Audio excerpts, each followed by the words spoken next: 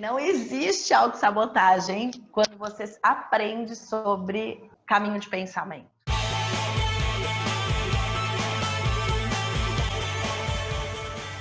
Sejam todos muito bem-vindos à Academia de Pensamentos. Esse é o nosso episódio piloto do nosso podcast. E para começar, então, eu sou o David. Eu sou a Andressa. Eu sou a Veneranda. Eu sou a Vanessa. Vanessa, vamos começar falando para quem é esse podcast. O podcast é voltado para todas as pessoas que percebem, que pensam. Penso, logo existo, então para todo mundo. E por que para todo mundo? Qual é? Não precisa dividir por idade, por classe social, pelo que já viveu na sua história, ou pelos problemas que ele tem, que a gente vai ajudar. Por que ele consegue, né, atender, abranger assuntos que servem para todo mundo? Ele abrange para todo mundo porque ele ensina você a reaprender a pensar. Coisa que nós não aprendemos em lugar nenhum desde que crescemos, nem na escola, nem em casa, a não ser quem já tem um pouco mais dessa busca de entendimento do ser, você não aprende a lidar com teus pensamentos. E eles ocupam a sua mente o tempo todo e ocupam o seu tempo durante o dia o tempo todo. É fundamental olhar para os seus pensamentos. Está me dizendo que durante a minha vida toda eu não aprendi a pensar. É isso mesmo?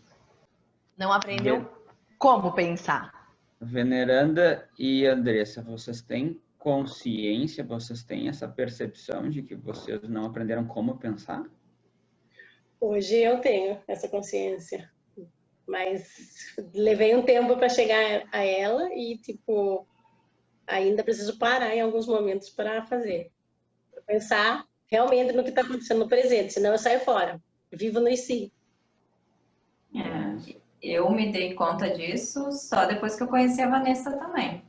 E muitas vezes eu tenho que parar e pensar, e organizar, e colocar a rota do meu pensamento. Eu vi um conteúdo essa semana, eu acho até que vale um episódio inteirinho sobre esse conteúdo, que é a questão do viver no presente, né? De quão difícil que é, né? A gente foi, de alguma forma, educado a vida toda para se preparar para o futuro. E o presente nunca chega, né? É uma situação meio maluca. Eu tenho quase certeza que a maioria das pessoas que vão nos ouvir num primeiro momento vão ter essa mesma sensação que eu tenho de que eu sei pensar, eu penso. Como assim eu preciso aprender a pensar, né? Assim como eu aprendi com a Vanessa, a Veneranda aprendeu com a Vanessa, a Andressa aprendeu com a Vanessa, as pessoas que vão nos ouvir aprender com a Vanessa, vamos dar para elas, então, o direito de saber quem é a Vanessa e por que você pode nos ensinar, qual é a tua história, qual é a tua experiência aí. Conta para nós umas palavrinhas curtas aí. Por que tu está habilitada para nos ensinar a pensar? Vamos lá, venho aí de uma busca de compreensão. Eu li 2 frases que mudaram a minha vida e fizeram com que eu buscasse essa compreensão. Uma delas é: tudo que você vive do lado de fora da sua mente, ou seja, tudo que você pega no seu dia e o que você vive é um resultado de como você vive dentro da sua mente. Que o mundo do lado de fora, ele é uma extensão do que você pensa dentro de você. E a outra delas foi uma frase do Einstein, que é: a busca do ser humano é compreender o que vive. Quando você consegue compreender um pouco do que você vive, você consegue acalmar a sua mente e o seu coração. Essas 2 frases me puseram para começar a investigar todos esses pensamentos. Muito mais do que todos os cursos que eu fiz, muito mais do que toda a trajetória de entendimento de pessoas. Eu já fiz mais de 20 mil atendimentos de pacientes, aí montei um método, tenho meu curso, treinamento. Agora, essa vontade de trazer isso para que mais e mais pessoas tenham acesso, acredito que veio com essas 2 frases. E aí você falou em 20 mil atendimentos, e você falou em 2 frases. Posiciona a gente no tempo. Quando foi que isso aconteceu? Dentro dessa busca de entender, eu comecei como fisioterapeuta, como medicina chinesa. Começou quando? Que data? Tá, fazer uma linha do tempo. Eu comecei em 2001 a trabalhar com medicina chinesa. a estudar a medicina chinesa e a trabalhar com o equilíbrio do corpo, o equilíbrio das emoções da mente e dos sintomas do corpo. A medicina chinesa, ela move a energia do teu corpo, que é o Qi. Para quê? Para que todas as suas células sejam igualmente nutridas, para que você tenha saúde, para que você tenha bom humor, para que a sua raiva e a sua irritação não altere, principalmente o seu metabolismo e a sua saúde. É a base do equilíbrio. Equilíbrio para a mentalidade não desestabilizar a energia do corpo. É exatamente isso? Isso foi em 2001.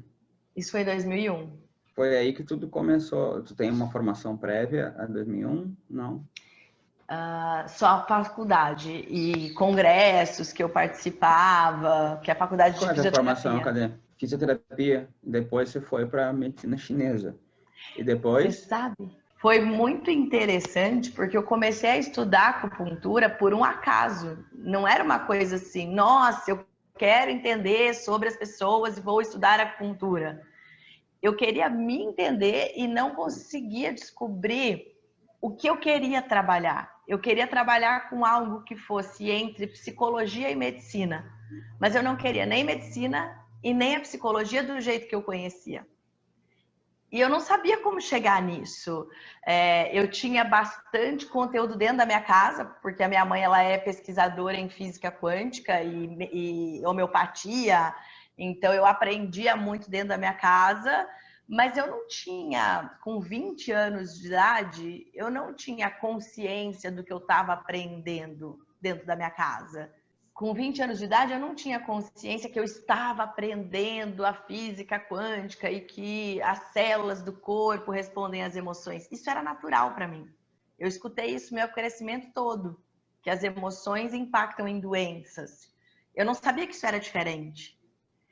E quando eu fui estudar acupuntura, que eu descobri. Pode falar. Preciso te fazer uma pergunta que está martelando no meu inconsciente aqui. Quando você fala medicina chinesa, depois você traz, eu fui estudar acupuntura com uma naturalidade. As duas coisas estão conectadas? Porque eu não faço a menor ideia. Completamente conectadas. A medicina chinesa, ela aborda essa energia do corpo como cura para o seu próprio corpo. E de que maneira você pode movimentar a energia do seu corpo? Com fitoterapia, que é o uso de plantas medicinais energéticas que vão fazer o movimento dessa energia no seu corpo. Com a dietoterapia chinesa, que são alimentos específicos. Por exemplo, quando você come gengibre, gengibre te ajuda a não sentir medo. Gengibre te ajuda a ganhar vida. Gengibre te ajuda a ter mais segurança, porque ele nutre a energia de rim. E uma outra maneira de trabalhar essa energia do corpo é com o estímulo de agulhas em pontos específicos no corpo, que são pontos de energia. Então você pega uma agulha própria para acupuntura e estimula pontos do seu corpo. A agulha para estimular pontos. E a medicina chinesa é que estuda esses pontos. Isso tem comprovação científica, tem estudo, é reconhecido mundialmente? Como é que funciona? Sim, ela já existe há mais de, eu nem sei te falar quantos mil antes de Cristo, a medicina chinesa em si. Mas tem já vários estudos, tem literatura, tem artigo científico que comprova esses rios de energia. Quando eu falo energia, não é aquela energia assim de coisa ruim, é energia mesmo, como se fosse uma pilha, uma bateria que passasse pelo seu corpo. São plugs de energia. Não sei se eu consigo tangibilizar isso assim, se eu consigo trazer, mas é uma energia real que existe no seu corpo. Inclusive, quando você tem estudos que mostram a imagem de scanner pelo corpo e você coloca a agulha e você vê um rio de energia sendo estimulado e passando pelo seu corpo. O scanner, ele mapeia que tipo de... O que esse scanner mapeia? A temperatura. Temperatura? Então, temperatura. Você muda a temperatura do organismo ali com o estímulo dessa agulha nesse ponto. Bem interessante. Bem interessante. Mas quando a gente fala energia, eu lembro em calorias, né? Então, a gente fala nos alimentos, a gente vai ler lá, valor energético, né? A gente se nutre de alimentos. Então, me parece bem normal falar de fluxo de energia dentro do corpo e ele mal distribuído, então, de alguma forma, vai fazer mal para a gente. Eu vou entregar a idade agora aqui, tá? Eu lembro da escolinha do professor Raimundo. Tinha vários personagens ali, bem estereotipados, assim, né? A menina que flertava com o professor para ganhar uma nota boa, o outro que não estava nem aí para nota, chegava atrasado, era, né, o bom vivan. Cada um tinha seu estilo para ganhar uma nota boa, bem estereotipado. Mas tinha um deles que era o Paulo Cintura. Eu lembrei do Saúde é Paulo o que Cintura, né? interessa, e o O resto resto não tem pressa. pressa. E eu lembro que naquela época, cuidar da saúde física, né, era uma coisa estereotipada. Era ele ia para aula de sunga, com uma camisa apertadinha, fazia assim. E naquela época a gente via o cara que ia para academia, ele era visto como era uma coisa de fresco, era uma frescura isso, entendeu? Que gente de verdade trabalhava e não sei o quê, e aí fazia força no trabalho e estava tudo bem. Não precisava essa frescura de academia. E hoje, acho que uns 20 anos depois, errado é quem não vai para academia, quem não faz, quem não pratica algum tipo de atividade física que está errado. Então a gente aprendeu a cuidar do corpo. Até, eu acho que 2, 3 anos atrás, era quase que senso comum que meditação, cuidar da mente, fazer terapia é coisa de louco. A gente tinha um perfil de estereótipo de quem cuidava da mente. Hoje, para algumas pessoas, já não é assim. Mas, para essas pessoas que estudam muito esse assunto, eles preveem que daqui 20 anos, cuidado da mente vai ser tão normal e tão essencial quanto a atividade física é para o corpo hoje. Tem essa nossa cultura fitness aí crescendo e tal. A gente vai conhecendo melhor os alimentos. O que tu consegue trazer, o que vocês conseguem, né, trazer para nós dessa reflexão de o que era cuidar do corpo e o que é hoje? E o que é cuidar da mente hoje? O que vai ser cuidado da nossa mente no futuro? Isso tá falando a nível Brasil, né? Porque posso estar falando bobagem, mas no meu pensamento, nos países asiáticos, lá na China, na Índia, isso já é comum há muito tempo, cuidar da mente, né? Agora, aqui que é ainda anormal, ou estranho, ou diferente. A Vanessa estudou lá na China. Como era lá, Vanessa, já naquela época que tu estudou lá? Com certeza, Andressa. A questão da cultura está diretamente relacionada. Não é uma realidade para nós aqui no Brasil ter esse cuidado com a mente tão importante quanto o cuidado com o corpo. Mas me chamou muito a atenção quando eu estive na China em 2006. As pessoas faziam acupuntura lá todos os dias. Eu ficava numa faculdade em Xiamen e ficava no hospital. Tinha um hospital inteiro para trazer o conteúdo da medicina chinesa para as pessoas, para a população.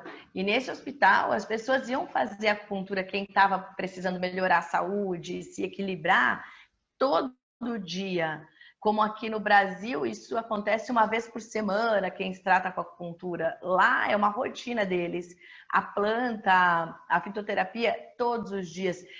Esse cuidado, tem o Tai Chi Chuan, você passa lá, você vê as pessoas na praça fazendo, que é uns exercícios que imitam formas de animais, para também circular a energia do corpo.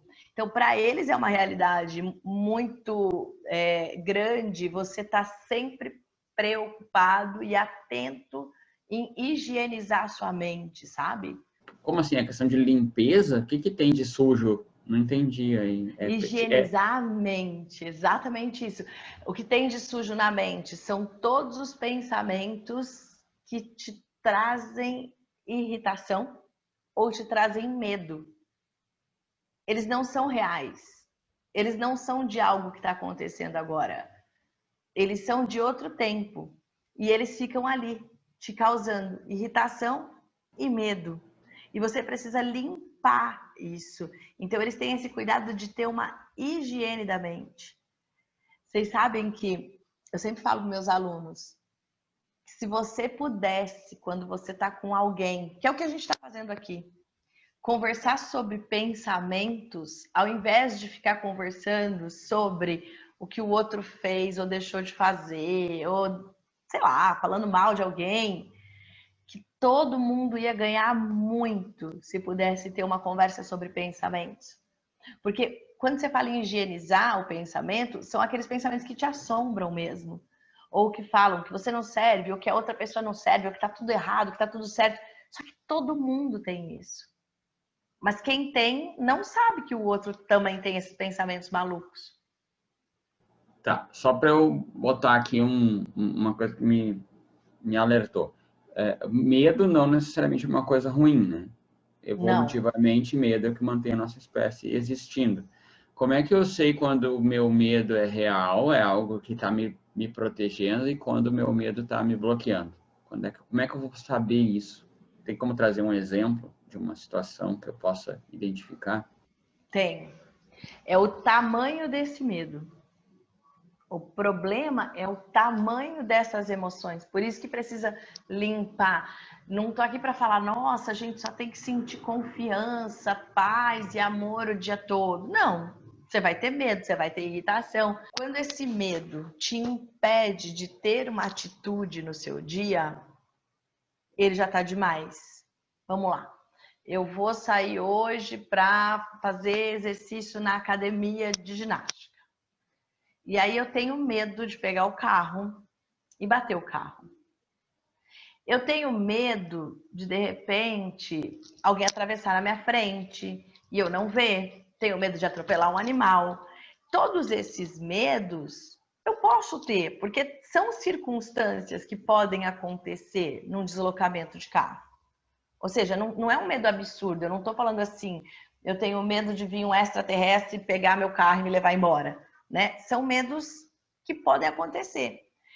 Agora, eu posso sentir esse medo e mesmo assim vou ficar atento. Eu vou entrar no carro, eu vou dirigir da melhor maneira, com o máximo de cuidado e vou fazer a minha parte. Caso algo aconteça, eu confio também que existe uma força de vida que vai me auxiliar sempre. Agora, se esse medo de bater o carro, de atropelar alguém, de atropelar um animal, vai crescendo dentro de mim, daqui a pouco eu não vou dirigir o meu carro e não vou na academia, porque eu tenho medo de viver. Porque as situações difíceis que podem acontecer, o meu medo começa a colocar para mim que isso é real e o tempo todo. E esse medo não faz bem para ninguém. Nossa, agora ficou muito claro que esse exemplo foi ótimo. É dizer, então, que o medo que me torna cauteloso de não arriscar demais, não me arriscar, né? Não arriscar minha vida, minha segurança, meu emocional, o que seja. Esse é bom, mas a partir do momento que eu deixo de ser cauteloso e paro de fazer alguma coisa, eu bloqueio, esse medo é ruim. Eu lembro muito bem que o pessoal fala de procrastinar, de ser muito perfeccionista, de dar desculpa, de preguiça, de sono, de cansaço. Tem um monte de desculpa que o pessoal traz, aquela questão dos sabotadores, né? Tem bastante gente falando disso. É disso que a gente está falando quando a gente começa a se sabotar? Exatamente, porque na verdade você não está se sabotando. Como assim? Porque não existe autossabotagem quando você aprende sobre caminho de pensamento.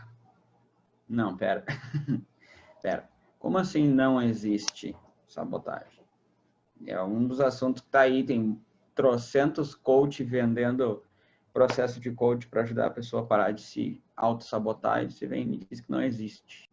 Olha só, não posso acreditar que num sistema tão perfeito como um computador, que é o cérebro, existe um sabotador. Não existe lá um monstrinho falando para você: não faça sua dieta, não faça exercícios, não siga adiante, você é um perdedor. Ele não para a sua ação. Você até vai ouvir dentro da sua mente: ai, eu não quero continuar, ai, eu não quero seguir, ai, eu sou um perdedor, nossa, eu não consigo fazer. Mas não existe o seu cérebro travando a sua ação. Imagina que ele é um computador e que você aperta Enter para ir para a linha de baixo. Você está lá no Word. Aí você está escrevendo um texto, aí você aperta Enter para ir para a linha de baixo. Então você não sabe o que vem na linha de baixo. A hora que você aperta Enter, não tem mais linha. E aí você trava. Por quê? Porque aquela linha não existe, aquele caminho de pensamento não existe. Você não se sabota, você deixa de fazer algo porque você não conhece como fazer pelo tempo que você quer. Talvez um exemplo mais fácil. Você começa a fazer exercício físico. Você faz 1 semana, 2 semanas, 3 semanas, 4 semanas. Aí você começa a se desestimular e parar. Ah, porque você está se sabotando? Não, porque você ainda não efetivou ele por 2 meses, 3 meses, 4 meses, 5 meses. Então você não conhece esse caminho. Chega ali, você para. E a gente está falando de criar hábito aqui? Também hábito, também caminho do pensamento. Agora tem um outro caso, que também não é sabotador. E eu vou te mostrar como. Você já foi um atleta. Você sabe fazer exercício todos os dias. Você sabe como funciona essa rotina de exercício. E agora, na sua vida, você começa a pôr essa rotina. Depois de 1 mês, 2, você para. Você não levanta da cama, você se desanima. É como se desligasse aquela chave, aquele disjuntor. Você não consegue. Mas, Vanessa, nesse caso, eu conheço esse caminho, eu sei como fazer. Por que eu não estou fazendo? É autossabotagem? Não. Existe alguma coisa rodando no teu plano de fundo do pensamento que te conta que é menos arriscado você não fazer do que se você fizer. Como assim? Você foi lá, ganhou uma medalha, depois você foi desprestigiado, você perdeu seu patrocínio, você ficou sozinho, você sofreu. A hora que você começa a fazer exercício de novo, você não está fazendo para maratona mais. Mas o teu cérebro entende que se você ficar bom nisso de novo, depois você vai viver uma dor, vai ser desprestigiado, vai perder o patrocínio, porque ele entende o filme passando. Então, ele já para te salvar, ele te impede aqui de continuar.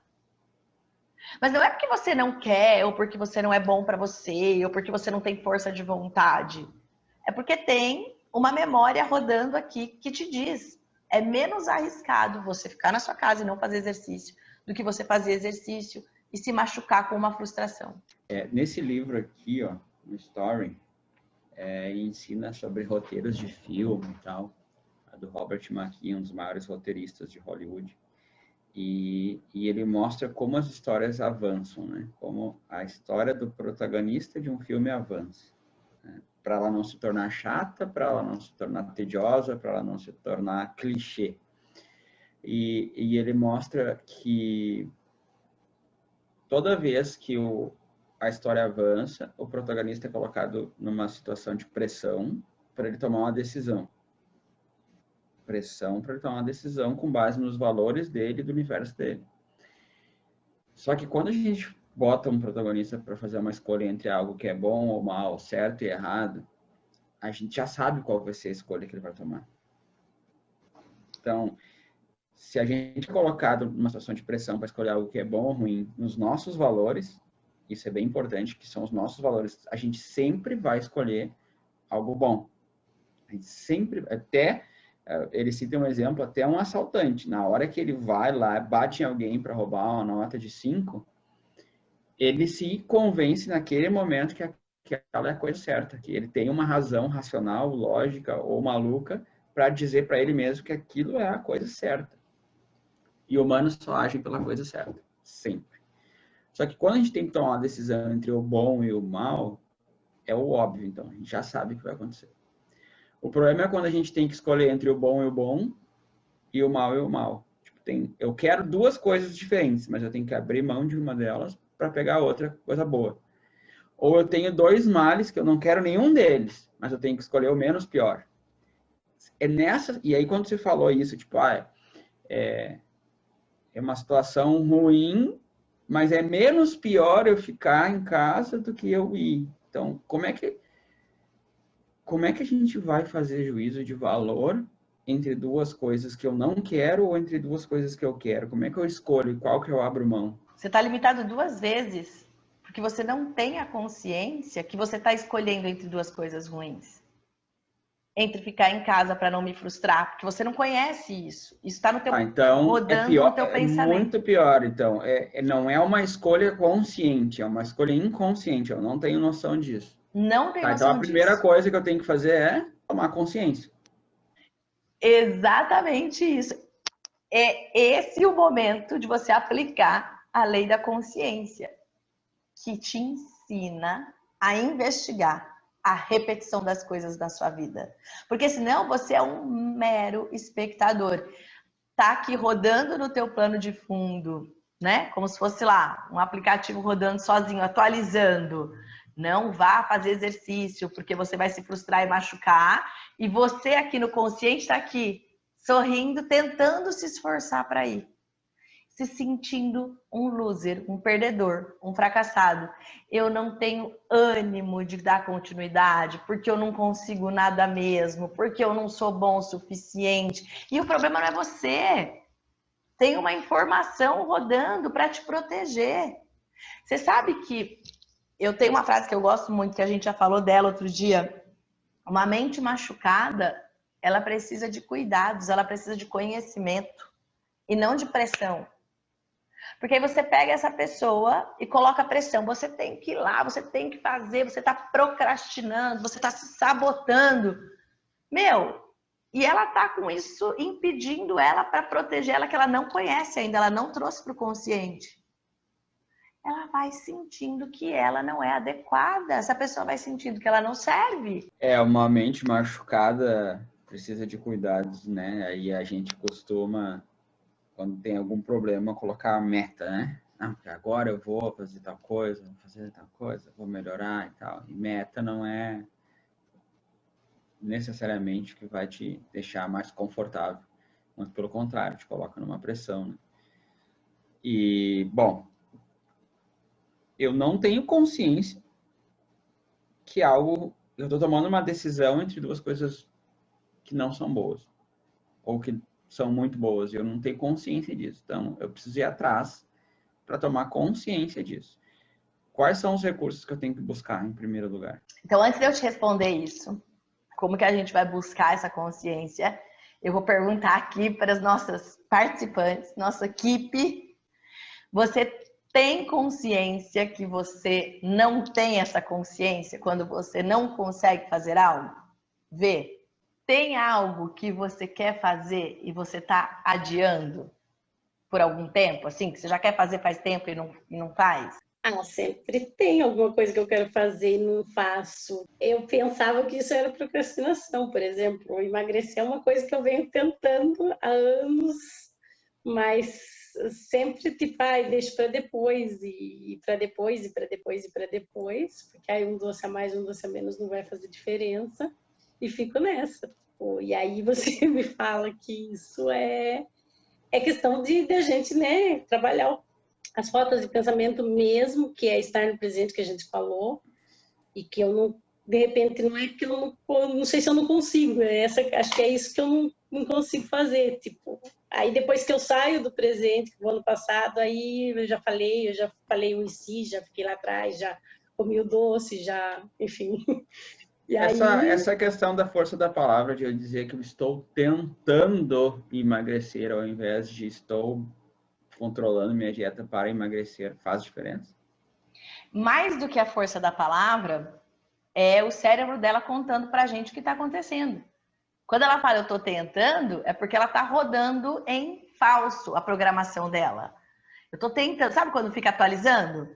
Eu estou tentando, mas eu ainda não consegui. Não é porque ela não quer, porque tem aí uma situação acontecendo inconsciente que impede ela de executar. Então não é só ela mudar a fala, eu vou executar o emagrecimento, eu vou conquistar o emagrecimento. Não. Por que o cérebro dela está tentando ainda? O que impede isso de ser real? Você sabia que tem algo que impede isso de ser real? Então, não sei se eu sabia que isso impede de ser real. Agora, você trazendo isso fica claro, mas mas realmente é a tentativa mesmo. Ficava naquela tentativa e acho que fico rodando ali porque não saio disso. Até chego a sair disso. Quando você vê essas programações de sabotadores e tal, aí fala assim, porque de fato você não quer. Porque se você quer, você faz. Óbvio que a gente não tá aqui também para passar a mão na cabeça e falar, realmente a pessoa tá machucada e aí ela não pode. Não é isso. Mas não é que não quer. Enquanto não achar o que tá te impedindo de fazer, você não faz. E fica lidando com essas duas forças te puxando. Eu quero... mas tem algo que eu não sei o que é, que não me deixa, que é uma memória de proteção aqui, um programa de proteção ligado. Eu quero, mas o programa de proteção não me deixa. E aí você começa a se sentir muito mal. Cada vez que você tenta, no seu caso, emagrecer e não consegue, o teu cérebro entende que você falhou. Mas ao mesmo tempo você ganhou, porque você deixou o programa de proteção atuar. Você ganha vida, mas você perde no seu desejo. Percebe que é uma briga? E você, Andressa, o que você quer fazer? Tá com dificuldade de fazer? Então, Vê, super me identifiquei. Um doce a mais, um doce a menos não vai fazer diferença. Pega essa frase. Um doce a mais, um doce a menos não faz diferença. Essa frase é verdade? Não, nem um pouco, claro que faz diferença. Então, sabe aquelas lembranças do Facebook lá que faz um ano e tal, que você estava não sei onde? Ontem eu vi uma foto lá que faz um ano e eu percebi que na foto eu já queria emagrecer. Ou seja, já faz um ano que eu estou tentando emagrecer. E só engordei, eu não emagreci, porque, né? Um doce a mais, um doce a menos faz diferença. E olha que interessante, eu tô tentando, então assim, eu tô aqui atualizando, mas tem algo que me impede de conquistar isso. E aí, para eu me conformar com isso, eu invento uma frase para contar para mim. Um doce a mais, um doce a menos não faz diferença. Eu vou te convidar para trocar essa frase para vocês, né, no caso. Trocar essa frase para eu vou comer um doce a mais, isso vai fazer diferença. Isso vai me deixar mais distante do que eu quero, mas eu assumo isso. Beleza. Elas estão fazendo isso, e aí está me dizendo que elas estão, pelo menos foi o que eu entendi no exemplo do ex-atleta lá, que teve uma decepção no futuro, elas, de alguma forma, elas estão se protegendo para algo que elas acham que não vai funcionar mesmo. Então, ela come o tal do doce, porque não vale a pena se privar do doce, porque ela não vai chegar no objetivo dela. Mas por que ela não chega no objetivo? O que ela está repetindo aí? Pode ser alguns caminhos, tá? E aí elas que têm que descobrir que caminho elas estão. Eu vou dar aqui as oportunidades que elas podem se encontrar. Então, vamos lá. Na minha vida, quando eu conquistei o que eu queria, eu perdi o peso que eu queria, ou eu conquistei outra coisa que eu quis muito, depois eu perdi. Eu fui sacaneada, fui traída, fui deixada, perdi. Então, meu cérebro entende que se eu conquistar um resultado que eu quero de novo, eu vou perder alguma coisa. E aí, eu não conquisto. Eu fico no tentando. Ou, meu cérebro entende que eu estou correndo um risco, que eu estou vulnerável, que eu estou vivendo alguma situação instável, que eu ainda não tenho algumas respostas. O peso, instintivamente, ele te acolchoa, ele te protege, ele tem uma função. Cada célula de gordura que está ali aumentada, ela tem uma função de proteção emocional. Se eu começo a perder peso, eu vou ficando mais em risco, mais irritado, mais vulnerável. E aí eu vou para um doce a mais, um doce a menos. Eu vou e recupero isso, para não ficar aqui em risco. Esses dois caminhos eu acho que já dá para a gente pensar um pouco neles. Isso é bem interessante. Eu vejo que você fala, né, nessa repetição em cadeia, né, esse problema que as pessoas não conseguem enxergar que tem o problema. Mas beleza, se eu conseguir localizar, eu não sei, eu preciso de ajuda para conseguir localizar, você falou, elas têm que encontrar. Só que você fez uma relação de conseguiu algo com a questão alimentícia, tipo, não é simples assim, a gente não consegue fazer essas conexões. Pelo menos eu não consigo, não sei se as pessoas normais conseguem. E agora? Tô ferrado. Vou viver na roda dos ratos para sempre, é isso? Não, não, não. Elas têm que encontrar a partir do momento que elas aprendem como encontrar.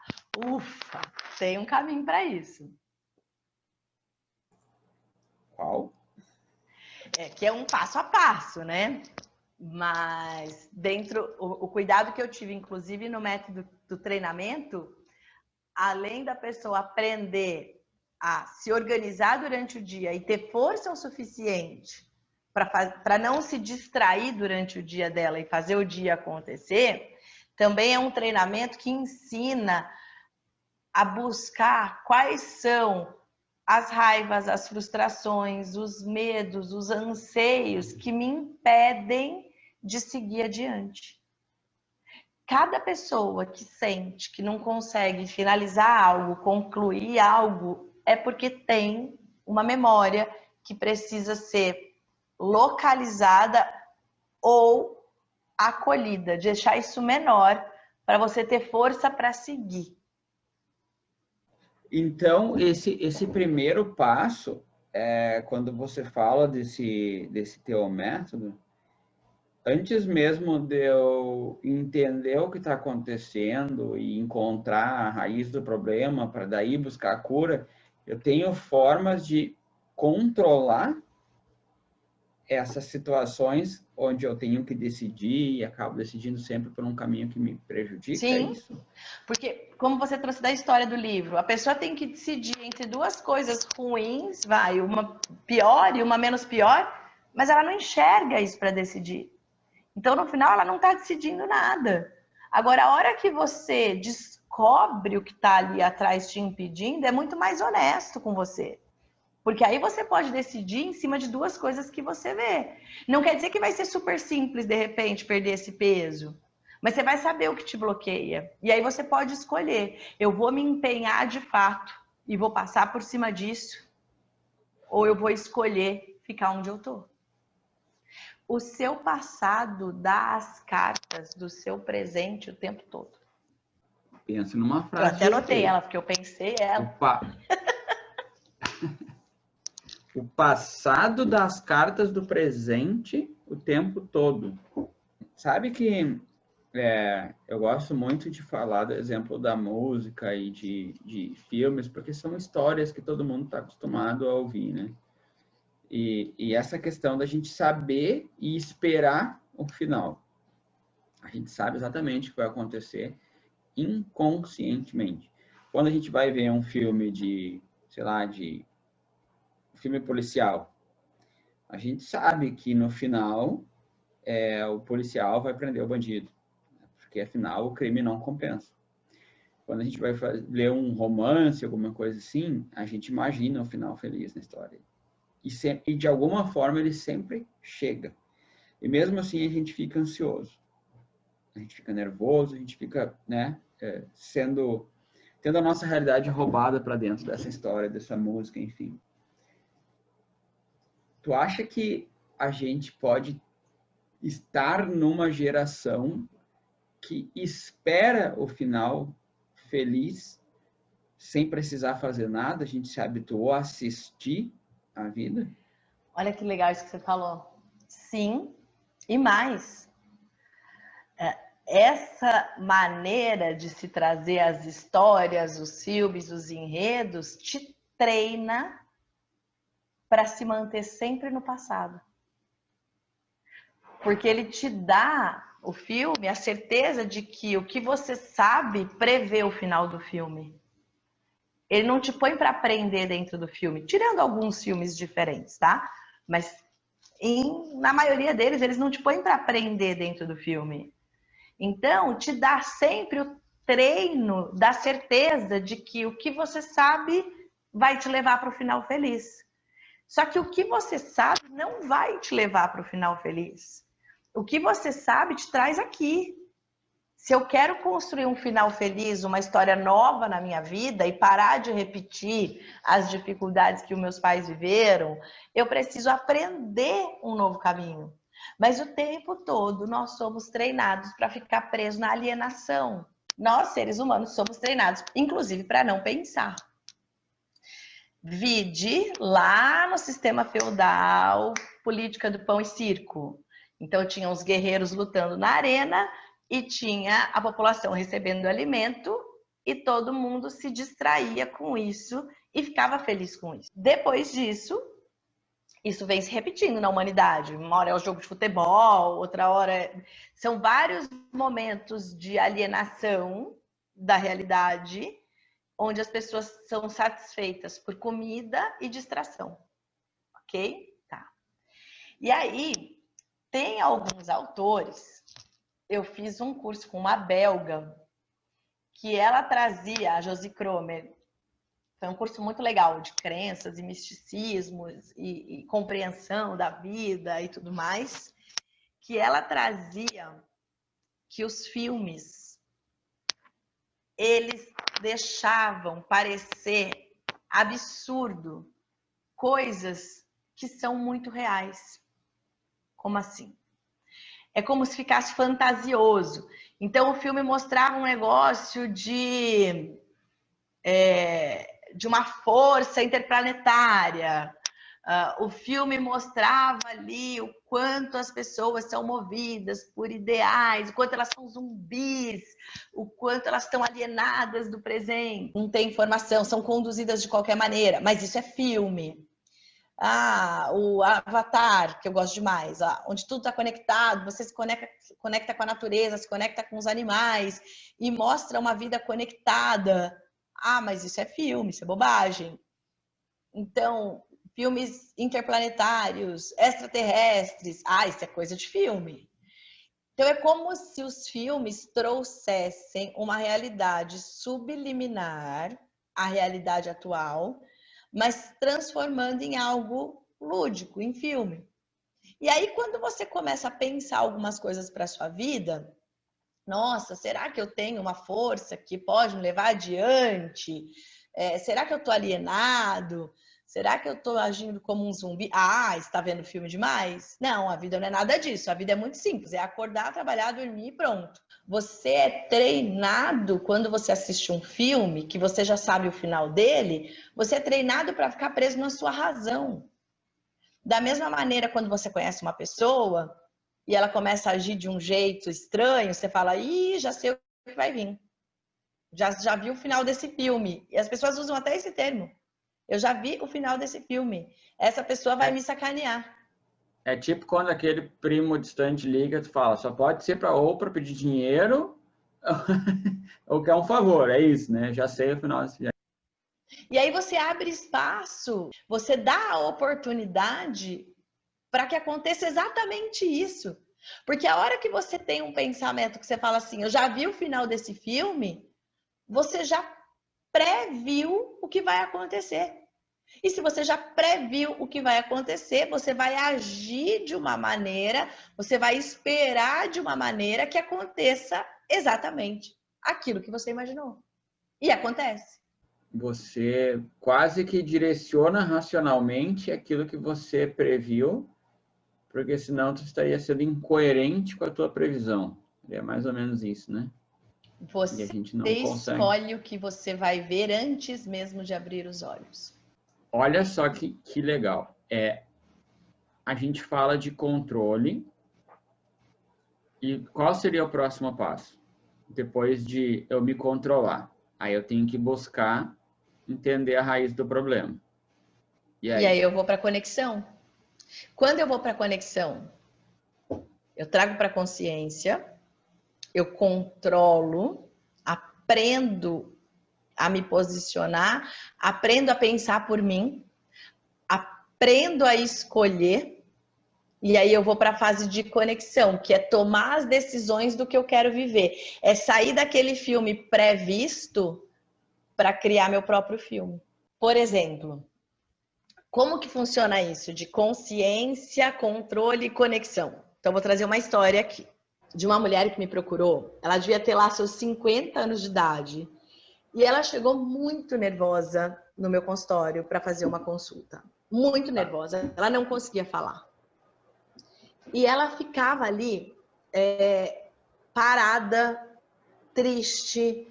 E ela falava, eu preciso de ajuda. Mas ela não conseguia falar. E é tão interessante isso. Você sabe que é comum esse quadro da pessoa estar angustiada, cheia de pensamentos e não conseguir falar.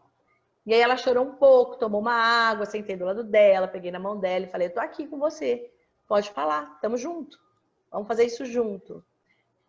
E ela falou assim pra mim, Vanessa, eu tenho a minha mãe, que é uma pessoa muito boa, mas eu ando muito aborrecida com a minha mãe. E eu me sinto mal de Ela falar era mal casada, da minha essa mãe. mulher? Ela era casada, não tinha filhos e tava com esse problema com a mãe. Problema com a mãe, uma mulher de 50 anos, casada. Tá. Ela morava com a mãe? Não morava com a mãe. Não? Tá. Ou seja, por que ela Tá, tava com ganhou minha problema com a atenção, mãe? vai. Ganhou minha atenção. Vamos entender. E por que isso acontecia? Porque a mãe vivia pedindo dinheiro para ela. Como é que Só vai que dizer não não é pra mãe, porque né? a mãe... Exatamente. Como é que vai dizer não para a mãe? Só que a mãe não pedia dinheiro porque a mãe não tinha dinheiro. Esse que era o problema. A Ué. mãe pedia dinheiro, mas a mãe tinha dinheiro. Ixi, não entendi. Vai. Explica. A mãe pedia dinheiro para dar pro irmão. O irmão torrava todo o dinheiro da mãe. Torrava. E a mãe, ainda quando faltava dinheiro para dar para esse irmão, vinha pedir para ela. Ai, você não me arruma um dinheiro? E ela já sabia para que era, mesmo que a mãe falasse que era para outra coisa. E depois ela dava dinheiro para a mãe e a mãe dava para o irmão torrar tudo. Então imagina que ela trabalhava, ela tinha lá o negócio dela, ela ganhava o dinheiro dela com o suor do trabalho dela. A mãe levava o dinheiro e dava tudo para o irmão. Era o irmão mais novo? Irmão novinho? Não, mais velho. Irmão mais velho. Tá, e o que esse irmão tinha de problema aí que ele precisava tanto de dinheiro? Imaturidade e falta de limite, com quase 60 anos. Tá, Tá, mas É aí, tipo comum, assim, é comum.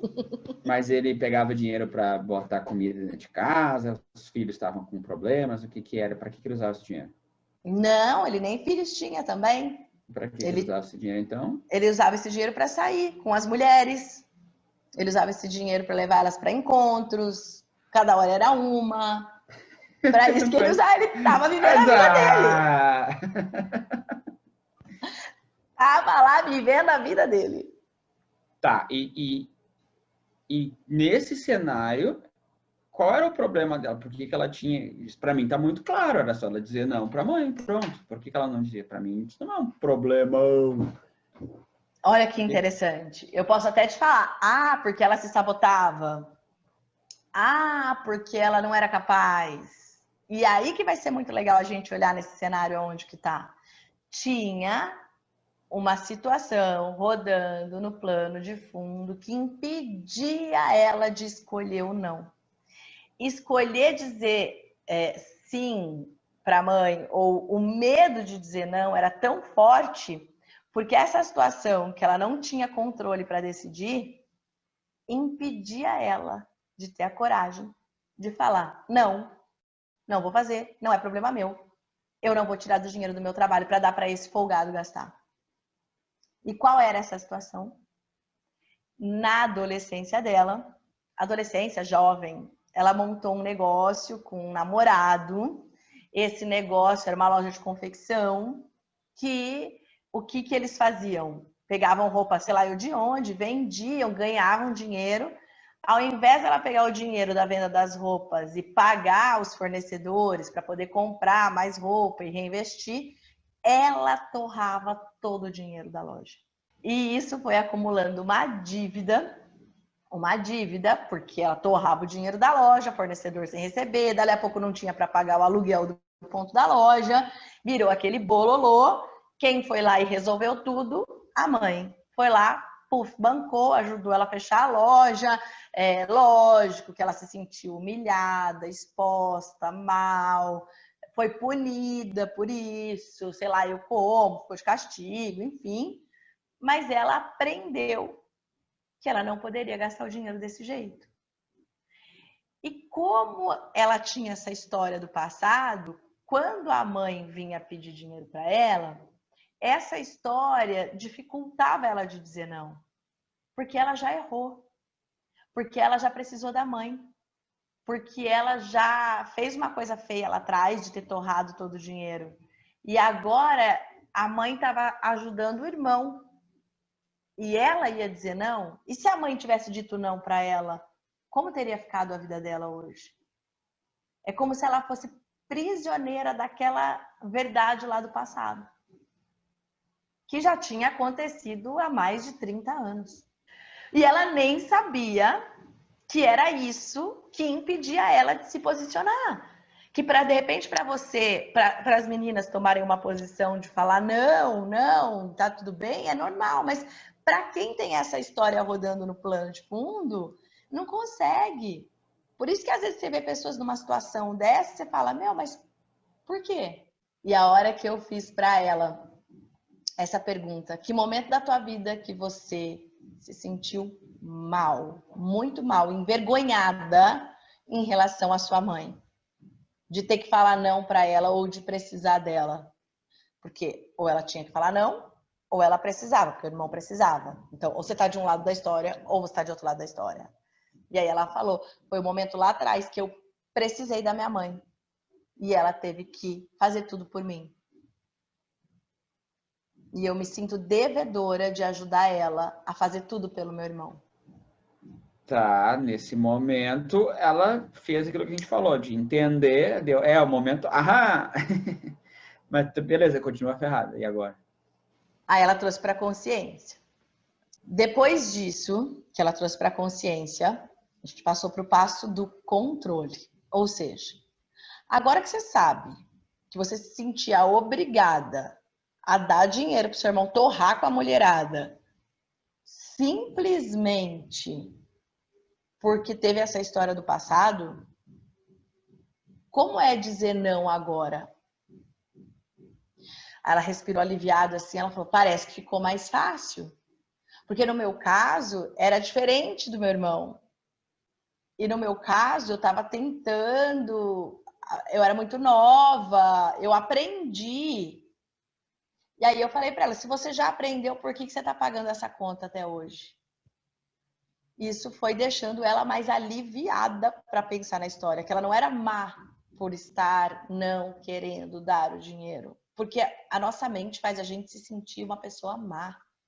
Por isso que a gente deixa as pessoas abusarem da nossa boa vontade, para não ser o mal da história. É melhor eu ser a boazinha e o outro ser mal, mesmo que eu tenha que pagar o preço. Porque, como você falou nas histórias, a gente sempre procura ser o mocinho.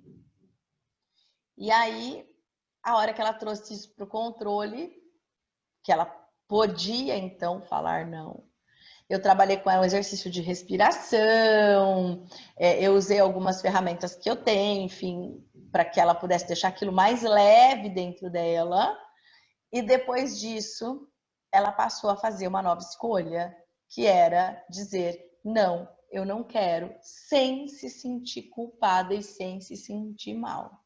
A hora que ela assumiu essa escolha de controle, de dizer não, ela achou que a mãe ia rejeitar ela naquele momento. Porque também é isso que teu cérebro conta para você. Se você for mal e você disser não, você vai ser rejeitado. E muito pelo contrário. A mãe conseguiu, porque ela mudou a maneira de agir, a mãe no começo não gostou, depois aceitou e conseguiu ter uma relação até melhor com ela. E ela falava não direto para a mãe ou ela dizia, não tenho dinheiro, alguma coisa assim, dava uma desculpa para não emprestar? O que ela falava? Será que ela falava, não, eu não tenho dinheiro, mas ela não se sentia culpada. Ela falava, mas ela eu não não conseguia tenho. falar, eu não quero. Isso no passado, antes de descobrir, ficou confuso agora. No começo, quando ela foi aprendendo essa ferramenta de controle, ela dizia não para a mãe, sem culpa, mas ainda mentia falando que não tinha dinheiro.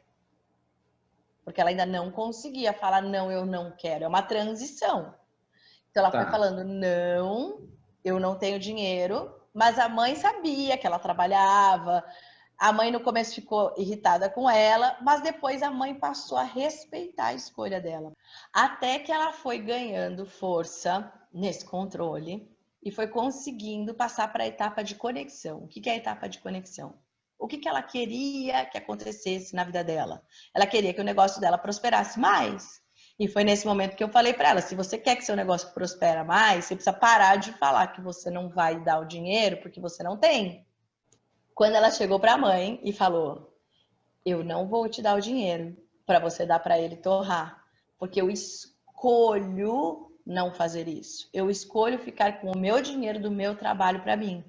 Mãe, me desculpa, mas é assim que eu vou agir daqui para frente. Ela passou a ganhar mais dinheiro. Tem muito isso do pensa que acontece, né? Tem muita gente aí, tipo, é só pensar, então eu quero ficar rico, quero ficar rico, quero ficar rico, vai acontecer. Quero ter saúde, quero ter saúde, quero ter saúde, e as doenças vão embora, eu vou virar um super-herói. Isso é possível. É só eu mentalizar. Por que não? Porque não é só mentalizar, você tem que, junto com a mentalização, ter a tua parte de ação. Senão, não se torna real. Então, na verdade, o que aconteceu com essa tua cliente, aluna, paciente, é que ela não fazia algo que permitia ela ganhar mais, quando ela dizia que ela não tinha dinheiro. E aí, quando ela parou de falar, ela voltou a fazer o que precisava ser feito. É isso? Exatamente. Porque não era só dizer, eu não tenho dinheiro. Atrás dessa frase, eu não vou te dar o dinheiro porque eu não tenho dinheiro, tinha medo do dinheiro dela aparecer. Tinha medo dela ganhar mais e todo mundo saber que ela tinha e não queria dar. Então, ela se impedia de ganhar mais inconscientemente para não correr o risco de saberem que ela tinha dinheiro. Mas isso não é autossabotagem por quê? Isso não é autossabotagem porque isso é uma programação de sobrevivência. Para o pano de fundo dela que rodava, ela era tão devedora daquela história lá do passado, que ela tirar o dinheiro dela do presente é como se ela estivesse quitando a dívida com o passado. É exatamente isso. Meu pai teve uma época da vida que ele ficou devendo muito, com um negócio de posto de gasolina, e sofreu muito nessa fase, teve muita dificuldade. E eu me lembro que eu tinha meus 18 anos, 19, e eu olhava aquilo e falava, nossa, eu queria tanto ter dinheiro para pagar as dívidas do meu pai. Nem é tanto assim. Se eu tivesse esse dinheiro, eu podia resolver o problema dele. Aí eu casei, aí tive meu marido, aí tive uma vida, aí ele teve um negócio junto com um posto de gasolina, e aí ele ficou devendo dinheiro, e aí eu ganhei dinheiro e paguei as dívidas dele. Sem ter consciência que eu estava fazendo isso. Bom, se você caiu nessa, o que sobra pra gente? Ou isso foi antes de você aprender o que sabe hoje? Isso foi quando eu comecei a entender tudo isso que eu mudei. Então, a gente vai ter que fazer um episódio 2 aí para falar um pouquinho mais sobre consciência. Eu acho que a gente pode trazer um pouquinho mais dessa questão de ser treinado para ser alienado. Faz sentido essa questão? Você acha que pode ter a ver esse fato de repetir na tua história que aconteceu com teu pai, com esse treinamento para ser alienado? Sim, E aí eu claro. prometo que dessa vez eu vou estudar mais esse tema para a gente chegar aqui e ter um debate num nível um pouco mais profundo, porque hoje eu estou meio ainda chocado com tudo que tu está falando. E a gente precisa aprender um pouco mais para trazer perguntas aí que vão ajudar mais a galera que está ouvindo. Meninas? Me fez fazer um compromisso público, agora eu vou ter que emagrecer, chega de doce. Um doce a mais conta. Não é cada dia conta, é cada doce conta.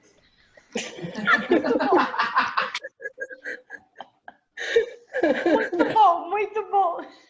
E ver? Eu agradecer, né, a oportunidade e o aprendizado diário que sempre tem, ouvindo você falar as coisas os exemplos que você traz. Acho que é reflexão agora. E que nem a Andressa falou, cada doce conta. Procurar aí aonde está esse doce na história. Mas, enfim, é isso. Genial. Bom, obrigado, pessoal. No próximo, então, a gente vai falar um pouquinho sobre a gente ser treinado para ser alienado e esse poder que a repetição tem, né? Esse poder de repetir a história. Vamos estudar, meninas. Vocês vão me ajudar dessa vez aí para bombardear a Vanessa para ver se a gente arranca mais coisa dela aí para o pessoal aí também. Muito bem, gostei demais aí do papo. Vamos para o próximo. Aproveitar em casa. Então tá, pessoal. Obrigado a vocês que estão aí nos ouvindo, nos assistindo. E esse podcast vai ao ar uma vez por semana. E como a gente ainda não definiu o dia, a gente não fala o dia do primeiro episódio no piloto, e vocês vão ter paciência, mas nos próximos a gente vai sempre repetir no mesmo dia da semana e sempre com um assunto novo aí para ajudar vocês dentro da Academia de Pensamento.